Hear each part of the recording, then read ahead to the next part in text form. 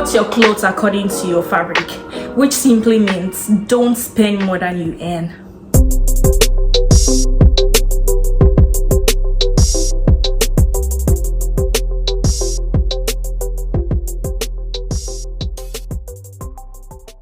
Hi, welcome back to my channel once again. My name is Nikki.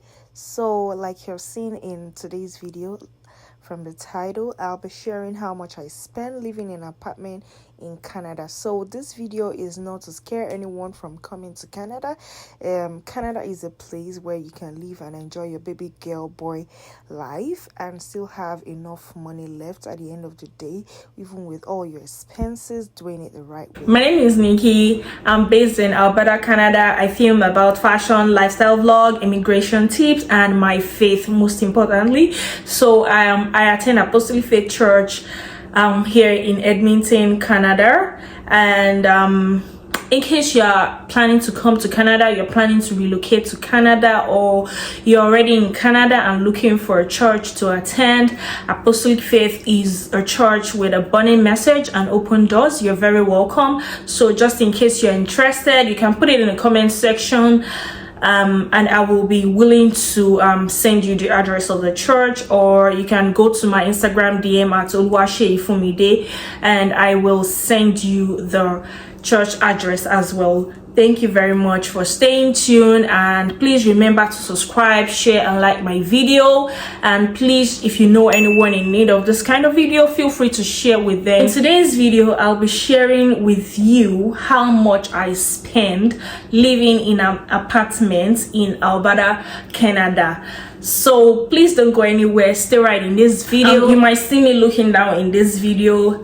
Apologies for that. I have jotted down all the things I'm going to be listing out right in this jotter, so please pardon if you see me looking down or looking somewhere else. So first on my list is rent, which is $1,300. So rent is one of the very essential aspects you need to survive in Canada. Everyone needs a roof on their head.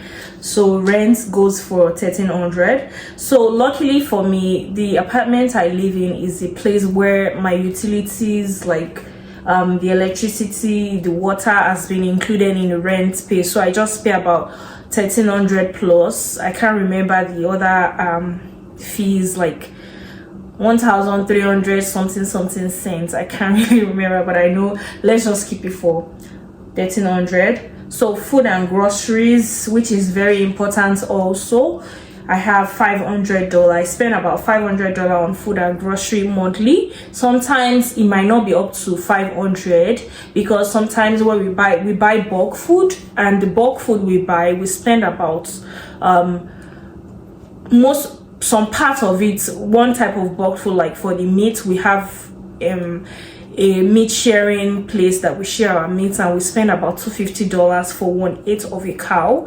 So if we buy that and we eat that for about 3 to 4 months, so it's not every month we buy that type of thing. So the other like if we don't buy that, the kind of months that we have to buy that, which we spend $250 for that, so we might spend about $300 for other groceries as well. So the next is transport and taxi. For transport and taxi, I buy bus ride on my card for about $35, and the remaining goes for taxi on days where I can't take the bus, or where I just don't feel like taking the bus, or whenever I'm running late, I take the taxi. And that's the rest of the $91 out of, and I spent $35 on bus ride, goes on my taxi. The next is gas. We spend about $150 on gas, which is very important for your car. If you have a car, you have to buy gas. And the next is insurance. If you have a car as well, you know that you have a lot of responsibilities to take care of. We have a lot of expenses, so we spend for our insurance, for our car insurance and house insurance, goes for about $200 monthly. So the next is student loan, which is $45. We have phone and internet bill for $93. So we have the next is clothing, which is $100. Not every month we buy clothes. Sometimes when we don't buy, whenever I just see something that I like and might not even be up to $100, I just buy. But sometimes when we don't even spend it at all during the month, we transfer it to our savings. So the next is miscellaneous. Whenever we just have, probably we have new expenses or something came up or something like that. In the expenses, we have $200 for that. Then we have entertainment, which is $100. So for entertainment, which is very important, you cannot be working and not even enjoy yourself. What kind of life is that? So you need to entertain yourself, you need to have fun. So for that, I have $100.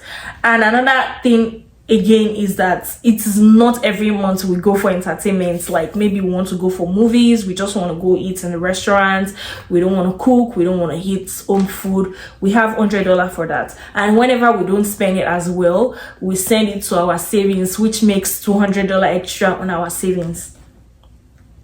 And the next is credit card. So what I do for my credit card is that I buy things on my credit card. If you live in Canada, you know what is called building credit and credit score. So for you to be able to get a house in future, you need to have a very good credit score. And the way you can have that is start building your credits by using your credit card and paying back at the right time. So you don't just spend anyhow on your credit card things that you know that you can't afford to pay back, or you know that you don't even end up to that. You went to use your credit card to buy that and you expect to pay that after all the expenses you still have at the end of the month. So my own rule is that cut your coat according to your fabric. Don't spend more than you earn. The only thing I spend on my credit card is all these expenses, and I make sure that whenever we spend all this on the credit card, we transfer the main money from our checking accounts into our credit card accounts. So that is it, and everything total goes to about $2,779 per month. And all these expenses is just for 2 people. So averagely, according to research, it is about for 4 family, like 4 numbers of people in a family, you spend about $4,500 or $5,000 in a month, depending on the area you live in or the expenses you have. So other expenses as well is the family, which we have. I'm not going to be mentioning the amount. We have the emergency fund, we have the investment, and we have the savings. All this is also part of the expenses, but I didn't mention it. But the balance of all the main expenses we have is $2,779. And if we now had all these savings, investments, emergency, and family, it's going to end up to about $4,500. So that's the amount we spend monthly in Canada. So the basic rule is that don't just spend more than you earn.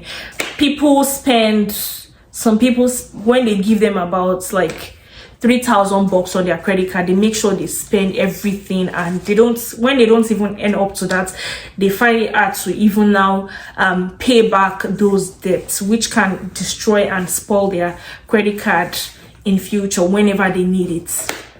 So the purpose of this video is just to prepare you ahead so you wouldn't be shocked when you land in Canada and you're faced with all these expenses and bills. Luckily for me, because I live in an apartment where my electricity and my water is already included with the rent, so I don't have to worry about that. Even though you can't get an apartment like that already has the water and the electricity included, get an apartment that you know that you can afford every month, even with paying all those bills like electricity, water, and other important things of the house. So make sure that you cut your coat according to your fabric. You don't spend beyond your earnings. You don't spend beyond what you earned, and don't just put yourself into debt, because a lot of all these people, all these businesses, they just make sure that they just want to give you things that entice your eyes and your ujukokoro. You be like, oh, they are giving me free money. At the end of the day, you come and pay. It's based on your neck, and it can destroy your credit score. In future, you might not be able to get a good credit score when you need to buy a house. So make sure that you're very careful. Wherever you see that they are giving free credit card, don't go and collect credit card. For example, some stores, some grocery stores give free credit card, like Walmart, Superstore, other ones I can't even remember. They give free credit card. Make sure that if you know that you can't afford it, if you can't pay for it at the end of the month, don't collect it. Just politely tell them that you wouldn't want it. So that's the end of today's video. Thank you for staying tuned. Thank you for joining. I hope you have learned something. If you find this video very interesting, please remember to subscribe, share, and like this video. See you in my next video.